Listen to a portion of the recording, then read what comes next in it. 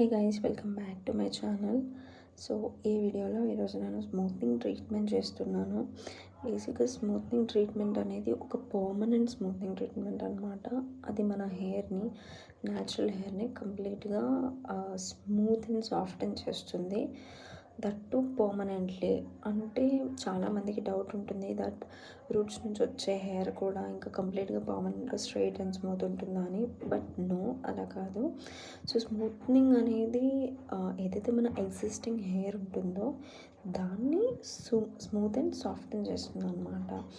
And ఏదైతే మన natural hair grow అవుతుందో అది మన న్యాచురల్ టెక్స్చర్ ఎలా ఉంటుందో అలానే వస్తుంది. సో చాలామందికి ఆ మిస్కన్సెప్షన్ అనేది ఉంటుంది దట్ మన హెయిర్ కంప్లీట్గా పర్మనెంట్గా స్మూత్ అవుతుంది అని. బట్ అలా కాదు, ఓన్లీ ఏదైతే ఎగ్జిస్టింగ్ హెయిర్ ఉంటుందో అది మాత్రం స్మూత్ అవుతుంది and it last completely permanently అనమాట.